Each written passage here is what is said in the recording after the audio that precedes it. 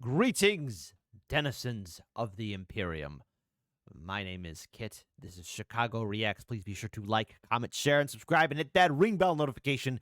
That way all of you are made aware when we upload new content upon our YouTube channel. And today, the strike back happens. See, the old Republic thought it could get away with its insults, with its first strike. But here we are in Season 1, Star Wars versus Warhammer 40k by AFanWithTooMuchTime.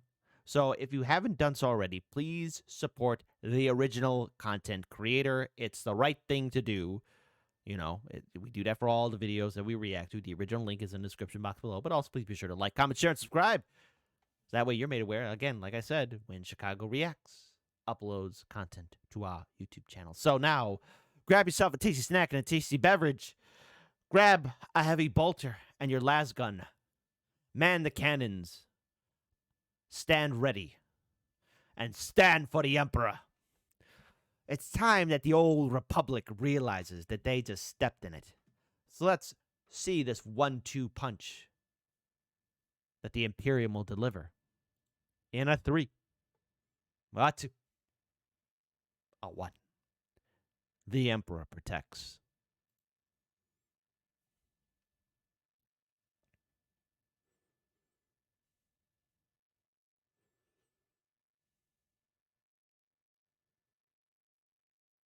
Right, here we go. A long time ago in a galaxy far.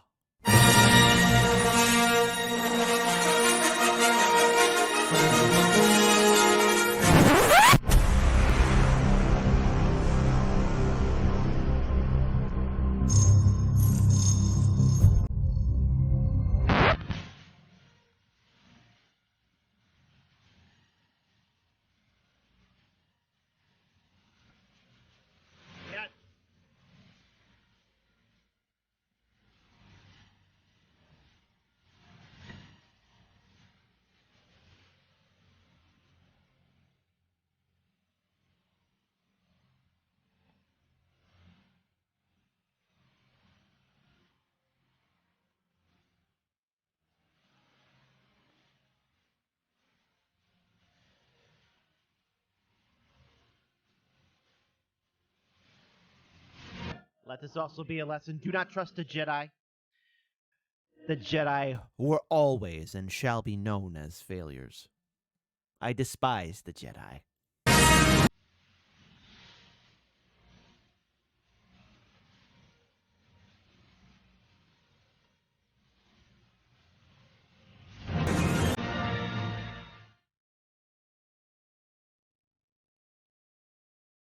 The ship quaked once more, resounding with a deep, thunderous thrum. Dr. Hackney was done asking nicely, done being tactful and careful, while the other two on the science team were too timid to speak up directly to a woman as formidable as Dr. Sheena. The ship was literally shaking. They were being confined to the laboratory. It was long past the time for temerity. "What in the galaxy is happening here? Sheena, what did you do?" the man half accused. Dr. Sheena hadn't spoken since arriving almost 5 minutes ago in the custody of 2 clone troopers. Dr. Hackney had known she had been conversing with the Jedi in charge of their expedition, but had been surprised to see her returned in custody. She didn't like Jedi. Everyone on the science crew knew that already. But what could she have possibly said to goad a man as tranquil as Renfai into doing this? She had spent the rest of the time after her return moping as if weathering some tragedy. The biggest tragedy, as far as the other 3 scientists were concerned, was that their lower-ranking staff members had been confined to their quarters suddenly and without explanation. Dr. Hackney's accusations seemed to finally snap her out of her torpor as her eyes raised and went wild. Me? I didn't do anything but be the voice of reason. If you want to blame someone, blame the Sith-spawned Jedi for this travesty. Well, we're going to blame you until you tell us what in the name of the many moons happened up there, Dr. Hackney retorted. At this, Dr. Sheena relented. The Syrian explained the events that had proceeded to her being sent to the laboratory, doing her best to be brief without sparing any detail. Well, clearly they are some kind of religious society, with this emperor of theirs at or near its head. Fascinating, Dr. Tirani concluded. Always hammering religion into your anthropological studies, Tirani. The outsiders are obviously some kind of autocracy, most likely an empire if they have an emperor. Nothing innately religious about that, said Dr. Orthan, sneering all the while. Oh, really? Because I'm pretty sure Dr. Sheena described a ship, and I quote, covered in skull iconography and... Wait, skulls? What kind of skulls? Dr. Hackneyan suddenly asked. Dr. Sheena felt a cold surge run through her from skull to spine at this. I can't be sure, she said, standing. But they looked like human skulls, and the statues were of angels and men in armor. How did I not notice before? That's right. You're witnessing glorious Gothic art, She murmured. Notice what? Asked Dr. Orthan. Dr. Tirani's face contorted in disbelief. A coincidence. We need more data, she asserted. Dr. Orthan looked at her. What? What's a coincidence? He asked. It must be, Dr. Sheena said, moving now towards the main computer. Between the four of them, they had some of the greatest minds within the entire Republic. Mathematics, history, hyperon mechanics, quantum theory, xenoanthropology, and political science was just a small sampling of the subjects which each of them were well versed in. Dr. Sheena's speciality was as a hyperon theorist, megahydronocatalyst technician, and political technological predictions analyst. She was also, less officially, a slicer, and it was this skill set she now deployed as she hacked into the Honor Hound's databanks, retrieving as many pictures and scans of the outsider craft as she could, as well as the translation matrix for their language. Another tremor ran through the ship as she sent the data to Dr. Tirani. Well, one of you clue me in already, Dr. Orthan whined. Hackneyan's eyes went wide, his hands dropping limply to his sides as he guessed upon what Sheena suspected. Don't even concern yourself with it, Dr. Hackneyan said. It's madness to even consider it. Consider what? This, Dr. Sheena said, turning on the holotable in the center of the laboratory and showing them a three-dimensional image of one of the larger outsider ships. It was massive, covered from bow to stern in enormous stacks of weapons, but that wasn't the reason she displayed it now. The ship was built with layers upon layers of buttresses, statues, pillars, iconography, and art which covered the whole vessel even more densely than the guns themselves. Golden, angelic depictions of humanoids in robes holding aloft swords stood or strode in frozen rendition as statues and mosaics. Absolutely. Twin-headed avians stretched their wings in stylized, shining art across the hull of the ship. And the skulls, so many skulls, human skulls. It's impressive, but what is this supposed to tell me? Asked the doctor. Hackneyan wiped his face and scowled. Orthan, are you dense? Think for a moment. They came from beyond the edge of the galaxy. Their art is composed of human figures and human skulls. And if you had to describe that ship as something other than a ship, what words would you choose? Dr. Orthan shrugged. Temple? Try cathedral, said Dr. Tirani.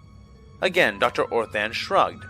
So what? They resemble humans, worship skulls, and fly around in cathedrals. How dare you? That is the Emperor of Mankind, foul Xenos. My bolter will be visiting you very soon. Ships. What is that? Oh no. Oh yes, Dr. Tirani said triumphantly. By the splitting stars, are you seriously suggesting they've returned from deep space? The carking... Dr. Orthan started, eyes going wide as saucers. The doors suddenly burst open then, and Dr. Orthan threw himself across the floor and under a desk.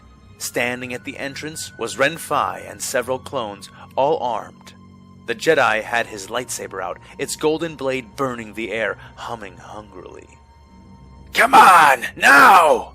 he ordered, and with a little coaxing from the clones, the scientists began to follow as he led them out of the laboratory. There were 14 clones of assorted ranks here, the captain of the ship and a sergeant leading the way while Ren-Fi brought up the rear, making sure no one fell behind. Between them all were the scientists, with Sheena at the front of that group. "What's happening?" Dr. Sheena asked as she jogged alongside the clone troopers. "We've been boarded. A retreat has been called. We are escorting you to the escape pods now," one of the clones said. The Syrian scientist felt desperate fear consume and replace the curiosity of her natural disposition. But at least the laboratory was not far from the escape pods. They reached the door access panel, and Sheena felt her heart leap into her throat when she saw it. Smashed. Someone had gotten here first, and had damaged the control panel to keep them from getting in. But she was relieved to find that it would not be enough, as one of the clones retrieved a code cylinder from his belt pack. The trooper walked to the door and fit the cylinder into a slot in the wall, forcing the door to open. Good. As the Durasteel door slid back, a massive blue arm extended out from the now open room, seizing the clone and yanking him inside. The man screamed. That's what happens when you F around with the Imperium. What, you think we're just gonna let you get away with that? Oh, no. But only for a few seconds before his voice was drowned out by the sound of blaster fire. The 13 other clones that were traveling with them had formed up on the opposite side of the door and began firing into the room. Sheena stumbled away, falling onto her rear as she watched the clones empty their blaster packs into the escape pod access. Suddenly there was a sound, like thunder, but shorter, deeper. It shook the doctor to her bones, and her hands snapped up to her head to cover her ears, but suddenly she found herself bewildered as a warm, wet sensation washed over her. Her hands... Uh-oh. No, don't worry. She didn't make brown in her pants. She just got sprayed with some red. Pulled away, coated in deep, arterial red. It was hot, extremely hot, and yet her hands, her arms, her whole body felt cold. She looked up, blinking droplets of color out of her eyes, watching. 5 bodies went flying, falling into pieces with just 2 shots of whatever that weapon had been. The clone troopers it had struck turned into smears of brilliant color against the back walls of the hallway. They didn't even scream, they were just dead, gone before they'd realized it. Someone was screaming for them. Dr. Sheena looked back, expecting to see Dr. Tirani letting loose with all the force in her lungs, such was the wailing she could hear. But it wasn't Tirani making the sound. That much was clear as Sheena's eyes found the other doctor's face, skin paling, mouth pursed, eyes bulging. It was Dr. Sheena herself who was making the noise, the realization terrifying her even more than the gory spectacle she was being forced to witness. She clapped her hands over her own mouth, regretting the action instantly as the bitter, powerful taste of blood touched her lips. Ren-Fi leapt across the corridor then, landing next to the door and seizing the code cylinder, which was still protruding from the wall. In the same instant, the large blue arm which had taken the first clone reached out and grabbed Ren-Fi by the collar. The doctor had a better view of it this time, enormous, metal, mechanized. But before it could pull the Jedi into the room, Ren-Fi twisted the cylinder, slamming the door closed on the arm. At the same moment, Ren-Fi swept the glowing yellow blade of his lightsaber up, cutting through the thick limb as easily as through the bulkhead of a ship.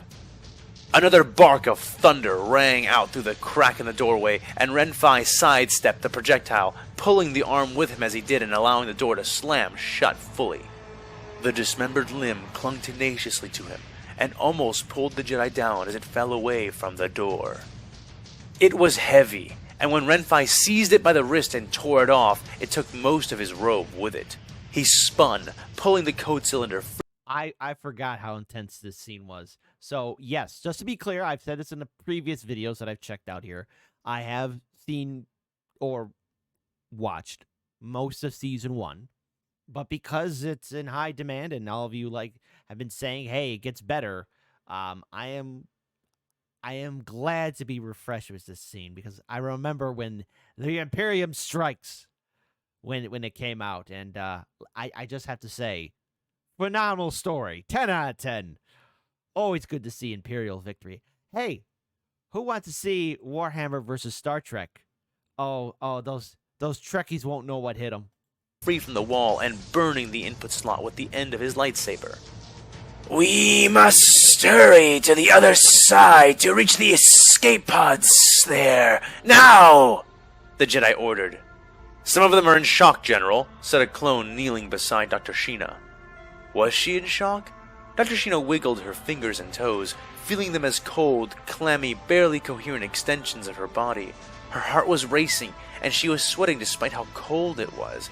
It was so cold, despite the heat of the blood which coated her. Was that natural? No, you idiot. You're definitely in shock. She screamed into the sluggish void of her thoughts. With great effort, she slowed her breathing, reaching up to put a heavy hand on the clone kneeling over her, allowing him to help her rise to her feet. I'll be fine, she said, arms and legs trembling now, responding well enough. Dr. Tirani had also gone into some form of shock, but she was not recovering from it nearly as swiftly as Dr. Sheena seemed to be. Dr. Hackney was up, helping to steady Dr. Sheena, his own hands clammy and covered in sweat, but his face, at least, seemed controlled, disciplined, his expression not one of fear, but of concern, not of helplessness, but of proactivity. That gave her a bit more strength as they were all rushed down the corridor towards the hangar. Numbly, she could barely feel her own footfalls as they left that stained place and the monster behind the door. But even as they moved, You can run, but you can't hide from the Space Marine.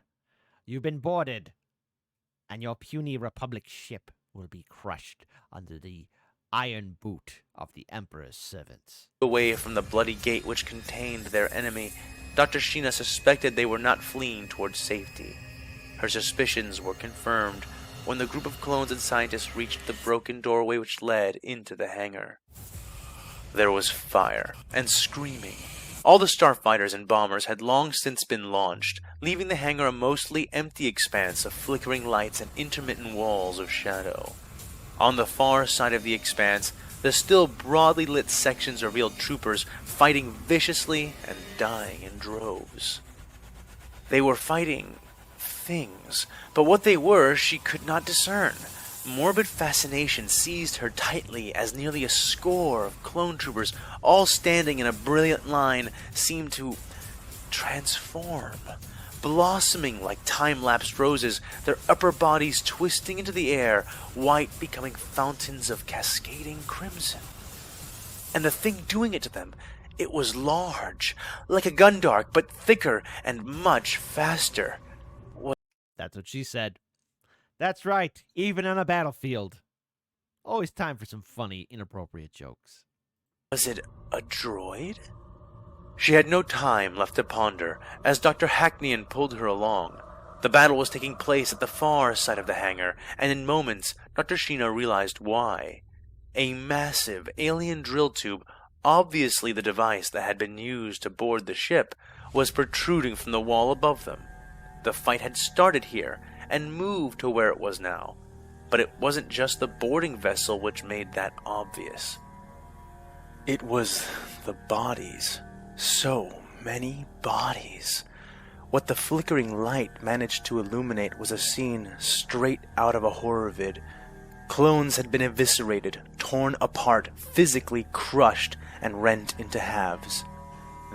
As it should be expected. An Imperial victory. No, not that Galactic Empire crap. I'm talking about the real Imperium. The real Emperor. Lay in slick piles where they had fallen, some in firing positions, others in circles where they had attempted to surround something lethal. But Dr. Sheena's wide eyes had barely witnessed a quarter of the carnage.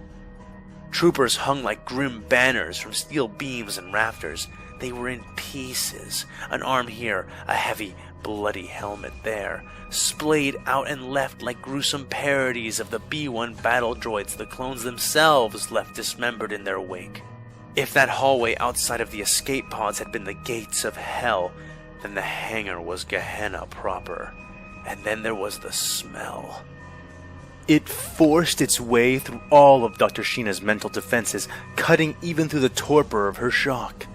It was thicker than the air, like a violating presence, stuffing itself into her nose, into her mouth. She could taste it.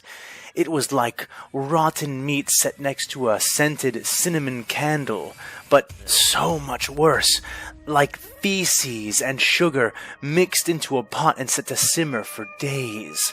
It was more than Dr. Sheena could handle, and she heaved for the second time that day, as did Dr. Hackneyan and Dr. Tarani, spilling their most recent meals onto the gore-laden floor, while Sheena herself was left gasping. They can't be human, Dr. Hackneyan said, wiping his mouth. They just can't be. Dr. Tarani began to... Oh, they are human, all right. Fighting for the glorious species of humanity. For our divine emperor, our true glorious overlord, the God Emperor of mankind. They are more human than human. To sob, falling to her knees and covering her eyes. Renfai went to her, but she seemed incensed, her limbs trembling as though she were caught in the throes of a seizure. Dr. Sheena tried to force her eyes forward, tried to not notice the slaughter around her. Instead, she noticed the captain of the clones, standing stiff as a statue, his eyes fixed on the battle being waged on the far side of the hangar. Oh, Scrog, he cursed. Come on, get her up, get them all moving, he ordered, going down to one knee and raising his blaster rifle. One of those things just noticed us. Dr. Sheena rushed to where he was kneeling and came down beside the captain, following his aim to where the battle was taking place. Clones were dying quickly, and the lights at the far end of the hangar were completely shot out. She could see little more than the shadows cast by the flames, and the muzzle flashes illuminating figures for microseconds at a time. Still, she squinted. She tried to see. Dr. Sheena guessed there were at least 30 clone troopers down there, taking cover in the flaming wreckage of an ATT they had brought up from the lower deck, presumably to help them fight the enemy off. They were firing, and despite the darkness, their shots certainly seemed to be tracking something. Not droids. Dr. Sheena was almost certain now. Too fast, too coordinated. Get moving, the clone said, handing Dr. Sheena his blaster pistol, holster and all. Dr. Sheena nodded hesitantly, but took the weapon, managing to strap it around her waist despite her cold, trembling fingers.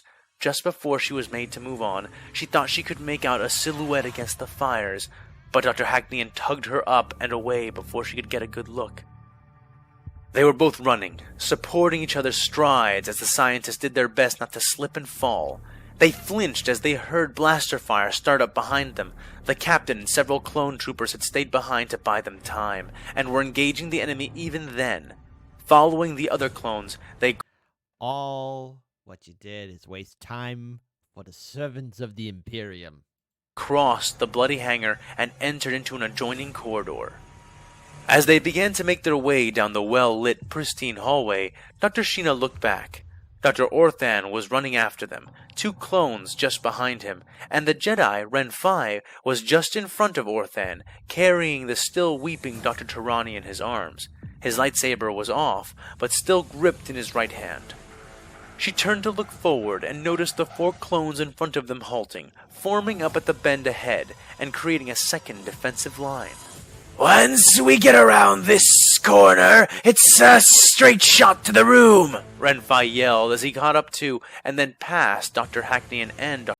This is like a perfect... By the way, shout out to a fan with too much time, because, you know, the way I would describe this episode altogether, it's like a perfect horror movie situation, and you're running away from the Astartes, and we all know that once the Astartes have you on their lock, they are not going to give up until you are dead. It's so perfect. The Star Wars people just ain't ready for it. Not only are you getting gut checked by Kathleen Kennedy to make you more lame, put another chick in it. Make it more lame. But now you have to deal with the Astartes. It's a 1-2 punch on both sides. Dr. Sheena. Keep running! For once, Dr. Sheena obeyed his instructions with zeal, pumping her legs as hard and as fast as she could. As she ran around the bend, all 4 clones stationed there tossed their thermal detonators and turned away to take cover. She screamed. Dr. Orthan had still been behind them, but she couldn't hear her own voice as a thunderous explosion of air and heat gusted through the corridor and pushed her face down into the floor. Stunned, she lay there, sure her nose was broken, half sure she had been concussed. She would have remained there if not for Dr. Hackneyan's help, who had stopped to pull her up once more. They killed Orthan. They blew him up. They killed him, she babbled. Oh, well. Dr. Hackneyan was shaking his head, his lips moving, his face animated and terrified. He was saying something, but she couldn't hear him, realizing that a ringing in her ears was drowning everything else out, leaving her in eerie, inappropriate silence. She looked away from Hackneyan, who was trying to pull her forward, her eyes darting back. She couldn't see the clones, not through the smoke, but she could see blue flashes in the murk, and something else. There was something there, but Dr. Hackneyan yanked her forward hard, getting her attention back in front of her, and almost throwing her with how hard he began to shove. Dr. Sheena felt a flush cover her face, recovering her wits and running at full sprint again, not needing to be pushed anymore as her scattered senses collected themselves. She could see it now, the door. Renfai had already opened it, and he was standing there, saber out and activated, Dr. Tarani cradled against him with his other hand. He was looking at something behind her. The instant Dr. Sheena reached him, he shoved Dr. Tarani into her arms roughly. Take her! Get out of here! The Jedi ordered. Dr. Sheena almost stumbled with the sudden weight of her colleague, and turned to hand her off to Hackneyan, but he wasn't beside her any longer. Wait, where did... she started, but Renfai cut her off as he shoved her into the room with a gesture of his hand. Uh-oh. Go! He said. They were both thrown by what felt almost like a magnetic pull, and the doctor was sent sprawling onto the floor, Tarani falling right beside her an instant before the door slammed shut. The fall had been hard, had half-winded her, but Sheena forced herself up. She looked around. They were in the prep room right before the escape pods. The walls were lined with shelves of specialized emergency equipment and supplies to supplement the basic stores already in the pods. She ignored these, turning to Dr. Tarani and grabbing the weeping woman by her shoulders. Come on, Tarani! Up now! We have to get going! Sheena said as she tried to pull her colleague to her feet.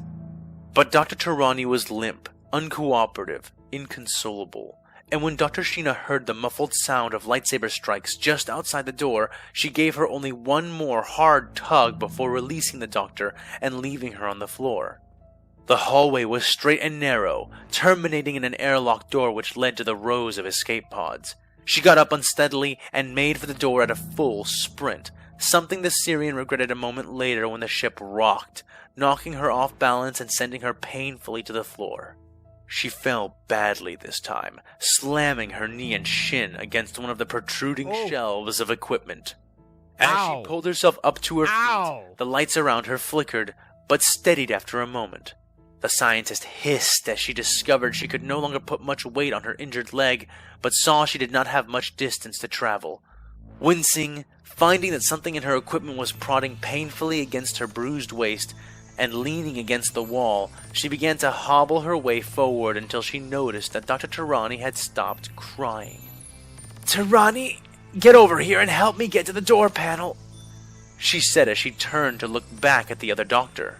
When she did look back, she found the door to the corridor was open, and where Dr. Tarani had been, only a smear of gore remained. Dr. Sheena snapped her eyes away quickly, hobbling closer to the door, wincing again as she felt something hard prod against her and the wall. Her datapad? Then she felt something else, in the wall, in the floor.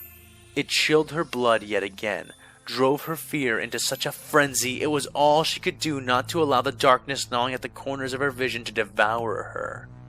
The feeling was vibrations, footfalls. glorious footsteps for your judgment, Xeno. She remembered then, in a sudden fit of desperate energy, that she still had the blaster pistol on her, and without thinking, without planning, drew it from where it had been prodding her waist. She spun on her good. Your first mistake, thinking that you could engage in a firefight with an Astartes, Xeno scum. But how awesome is the storytelling, too, by the way? You know, you're being chased by the Xeno, not Xeno, by the Astartes. Oh, I don't know. Please, Inquisition, don't shoot me. But the Star Wars people are being chased by the Astartes, and it's like a horror movie situation. Then when you realize, hey, why is my friend not crying? And then you see they're nothing more than a big red splat on the ground. Leg, ignoring the surges of agony which her injured leg protested with, and fired. Her unexpected shot flew through the air, clean and level despite her lack of training and current condition. It scorched the air of the hallway, sped through the door leading out, and hissed against the wall. There was nothing there, nothing behind her. The doctor held herself rigid, panting, sweating as she watched for movement, any movement. But as the 10th second slid by, there was still nothing, just the creaking of the ship and the distant rumbles of weapons fire. Swallowing the lump which had formed in her throat, Dr. Sheena turned back toward the door, pistol still in hand, making her way to the panel. She felt something again, another rumbling in the wall, more vibrations behind her. She didn't turn this time, hobbling the last few steps to the control panel, feeling her skin crawl with each mechanical thump which rang through the wall she leaned on and the floor she stood on. Finally, the Syrian scientist fell against the panel and twisted painfully onto her back, gun out. Her pistol was trembling so hard in her hands that she doubted her aim would be able to hit any kind of mark this time, but that was beyond her concern, because there was no mark. The hallway, the prep room, the doorway, it was all still empty. She swallowed again and tasted bile there. Was she completely mad? Had she already lost her mind? Slowly, gingerly, she turned back towards the control panel, gripping its sides tightly as the ship creaked around her, almost as if in response to her own movements. She knew she didn't have her code cylinders on her, but the console before her was undamaged, so she resorted to her access code. Dr. Sheena began dialing it in, feeling the hairs rise on the back of her neck as she did. Oh, this is the best part right here. Where, oh, well, I don't want to spoil it, but I remember this part. This is so good. That scene in the horror movie where you see the protagonists, they're almost there, like in a science fiction horror movie, like they're trying to get access to a certain area in the ship or station or facility, and they're so close, but yet, you know, in the background, the entity, creature, force, is right behind them. Something was wrong about all of this. Where were they? What happened to the Jedi? Why was Dr. Tirani a red smear, and yet Sheena herself was still alive? And then, a cold, black thought struck through her, slid into her mind like an assassin's knife. Her fingers hovered above the last key, not having pressed it yet, a bead of sweat and blood dripping from the digit onto the control panel. She released the blaster pistol, her grip failing her, allowing it to fall to the ground with a clatter. Hands numb, she drew out her datapad instead, and with trembling fingers she opened up the translation matrix which she had downloaded earlier, ready for input. The datapad chimed. She took a deep breath, steadying herself as much as possible, given that she was almost certain that, despite present appearances, she was already as good as dead. She tried to speak but coughed and had to start again. What are you? What do you want? Perfect. She asked into the air. Perfect. What do you want? What are you? And it will respond. The datapad chimed again, and then, using her own voice, it repeated the sentence in the outsider language. She listened, holding her breath, her ears working like they had never worked before. And it, whatever it was, answered. Its voice was deep, mechanical, but not born of a machine. There was too much emotion there, too much power for this to be a droid. Translating. When it spoke a moment later, it did so as it had with her, and used the outsider's own voice to speak the translation. I am an angel of death, and I have come to render judgment.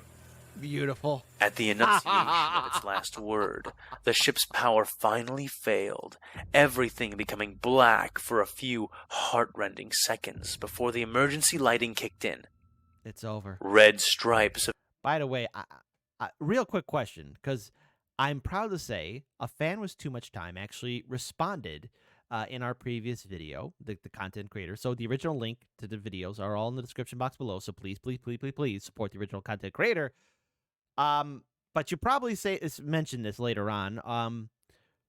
But are these drawings something you did, or was AI, or the collaboration of that, or did you ask somebody to draw this for you?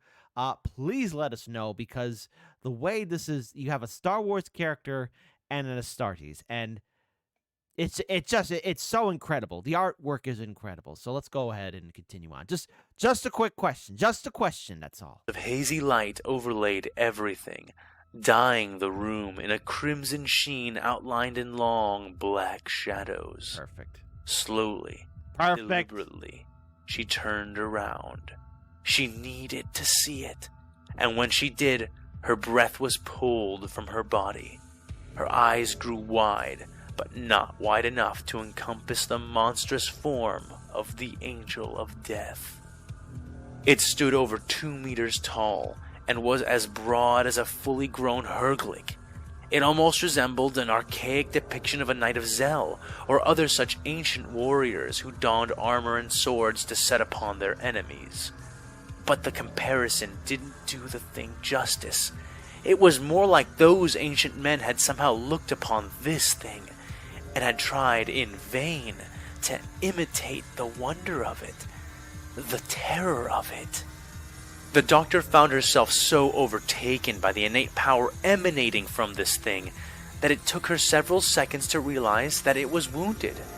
One of its arms, its right arm, was missing below the elbow.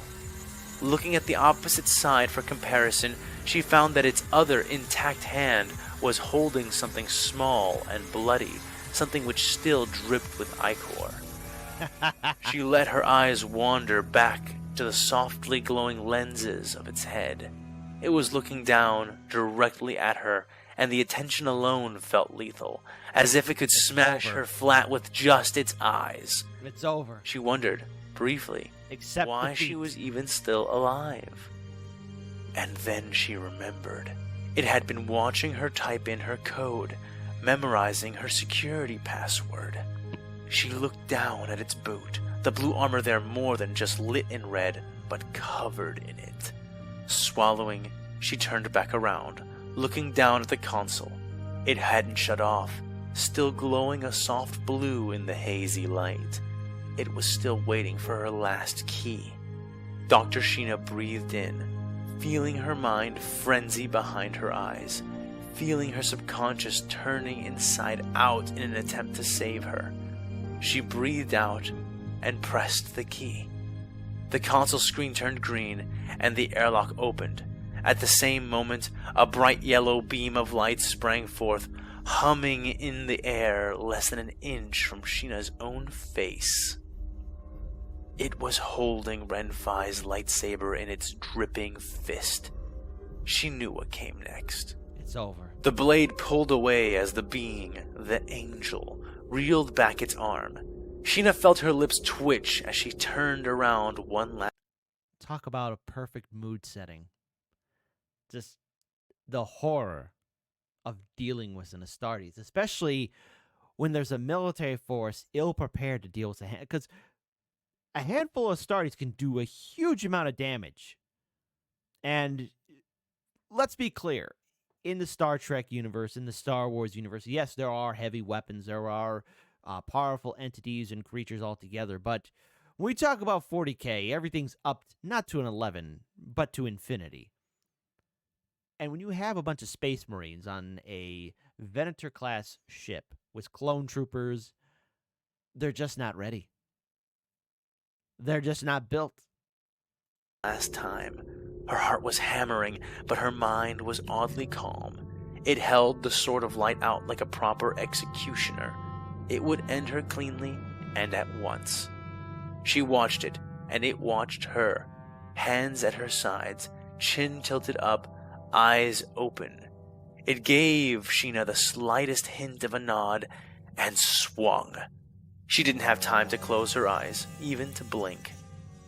So she watched as the yellow blade flashed through the air, watched as the ventilation shaft to her right suddenly burst open, a bright blue saber flying out from it, as Gaffin spun like a rotary blade through the air. He collided with and caught his master's yellow sword on his own beam of azure light. His face was fierce, full of fear and rage, full of conviction and purpose. Even as Dr. Sheena began to stumble back, Gaffin turned to her, eyes meeting hers for less than a second as his free hand thrust forward in her direction. At the gesture, a force, like a wind, but stronger, more shaped, more precise, more focused, picked her up and threw her into the room beyond. Inside, row after row of escape pods sat, awaiting use, and she landed. Alas, how sad. The Space Marine couldn't heroically render judgment on that filthy Xeno. Almost inside of one, crying out as she fell against the bad side of her leg. She grabbed the handle near the door of the nearest pod and hauled herself up and over the lip, looking back to see Gaffin the Padawan doing his best to hold the monster in the hallway. He was much smaller than the Angel of Death, and was combining that with his agility to bolster his advantage. But already she could see it wouldn't be enough, watching as the inhuman thing Gaffin contended with weaved and moved, blocking his strikes and nearly landing several of its own. The pace of it was making Dr. Sheena disbelieve her own eyes. How could something so large and so heavily armored move like that? It defied all the laws and rules her mind had become so apt at mastering. Because the Emperor. Simple as that. And the sight of that armored thing rolling and spinning and ducking and striking with all the fluidity and grace of a waving flame plunged her into an inexplainable but all too powerful terror. With great effort, she tore her eyes away and crawled into the hatch, kicking the ceiling trigger with her good leg and watching the door slam shut. Sweating, tasting blood she knew wasn't her own, the doctor pulled herself up into a seat and punched the launch button. The seals which held the pod in the bay burst, and she was jettisoned from the metal meat grinder that the honor hound had become. Dr. Sheena huddled near the window, watching, but could not see the end of the fight. Still, she hoped to see another escape pod leaving after hers. She hoped to get some sign that she had been wrong, that she was not the only surviving member of the crew, the only person to escape that slaughter. What she saw instead was the wreckage of the fleet which surrounded her. No other escape pods detached from the smoldering, limping remains of the honor hound, and all around her, massive, godlike ships were firing weapons larger than star destroyers, mopping up the scattered remnants of the fleet. Starfighters and smaller craft still darted about, fighting for their lives as they were hunted down by swarms of tens of thousands of what passed for strike craft among these new invaders. Glorious. The doctor felt her pod jerk suddenly, recognizing the loss of momentum that came with being seized by a tractor beam. She pressed her forehead against the cool window, feeling her leg throb painfully, feeling her head ache, feeling the blood of the clones, the blood of perhaps even Dr. Hackneyan, drying onto her skin and clothes. There was nothing more she could do. No more places she could run to as her pod was pulled in. The ship which was pulling her in had not stopped its own movement, and that much was evident in how long it was taking to pull her in. Dr. Sheena bit her lip as she was drawn further and further from the battle, She wanted to hope that she was being rescued, but the logic of that didn't sit well within her. Why wasn't the enemy pursuing? Why would an escaping ship even bother with her? Soon, she found the ship she was being pulled into was mostly unpowered, red emergency lights bathing the small hangar. She felt the last dredges of her adrenaline course through her as shapes approached the pod from the darkness, but she stayed put. The armored hands that opened the pod were the hands of clones, and they quickly entered and ferried her out, carefully setting her down on a crate within the dark hangar area. She was stunned, relieved, and deeply confused. "What's going on?" she asked. A clone which sat beside her gave her a painful slap on the shoulder and a laugh. "We're getting out of here, that's what." "But why aren't you already gone?" she pressed. The clone removed his helmet and scratched his head, smiling with no small amount of chagrin. He offered her a back inhaler as the other clones went into her pod and began to dismantle its rudimentary hyperdrive. Bucket, which was what the clone called itself, explained that they had escaped the battle by shutting down almost everything and acting like a dead ship with burning engines. And apparently, the only reason this had worked was because the ship was extremely close to being exactly that, and their navicomputer had been badly damaged. "So you picked me up because you needed my hyperdrive computer?" Yes. The clone smirked. "You're welcome." The clones wasted no time in hooking it up and getting it working, but Dr. Sheena had collapsed flat on the crate and fallen unconscious long before they managed to jump to hyperspace. And the doctor slept and slept. She had no idea for how long, but what she did know was that when she awoke, she was lying within a medical bay, a recently created cast constraining her injured leg. She could tell she was on Rothana by the smell, ferrous and fresh, as well as by the model of droid which was tending to her. It had clearly just injected her with something to wake her up, and she could see why right away. The doctor was surrounded by 3 Jedi and a clone. The nurse droid that had been tending to her drifted out of the room, and one of the Jedi approached the right side of her bed.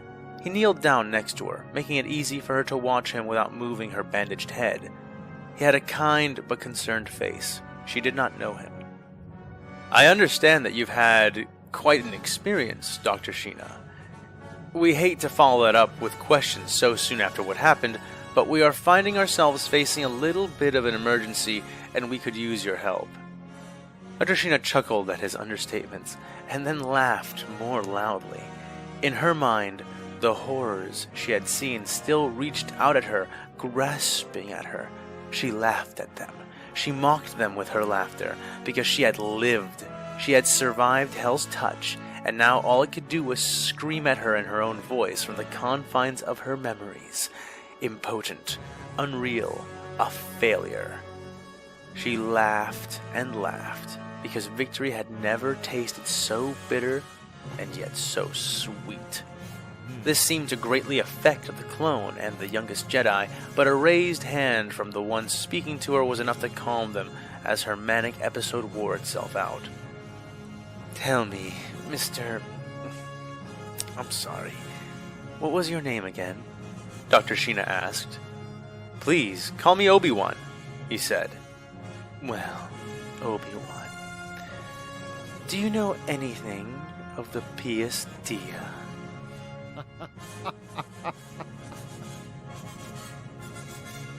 Oh, you are not ready. Glorious victory achieved by the Emperor and the Imperium. A work of art, 10 out of 10, an epic video through and through.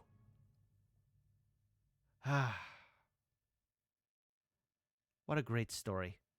A beautiful story. A story that we will continue to follow through on. This episode was my favorite because it set the horror, the tone of dealing with just a handful of Space Marines. Not chaos, not anything else associated, just standard Space Marines and what they can do. And I know there have been numerous Warhammer 40k channels that have talked about the overall power of an Astartes. And let's face it, in the world's most one-sided fistfights caught on film, especially for people ill-prepared with dealing with Space Marines, They are an overwhelming and brutal force. They are designed for combat, glorious combat, gory combat, and they are willing to do whatever is necessary to achieve victory for the Emperor, their chapter, and all of humanity, so that the Imperium will survive. And those clone troopers, well, the Space Marines cut through them like a hot knife through butter. They weren't ready, and the overall storytelling has, I have to say, as because I've seen a few other episodes going after throughout this first season 1. I'm confident enough to say that I saw all of season 1, but this storytelling is superb, and I wish a fan was too much time. All the best on his journey for storytelling and making outstanding content. So if you haven't done so already, please, everyone, young and old, no matter what generation you're part of or what part of the world you're in, please support A Fan With Too Much Time. The original YouTube link is in the description box below. Plus, hey, I have to give a shout out. We got some brand new Patreon supporters. That's right. With the power of a smartphone right here. I want to go ahead and acknowledge them. Got to pull them up here. Want to shout out to Duckwagon, Muffinesta, Remy, Brain Mashburn, and Light Shadow. Thank you so much for being patron supporters.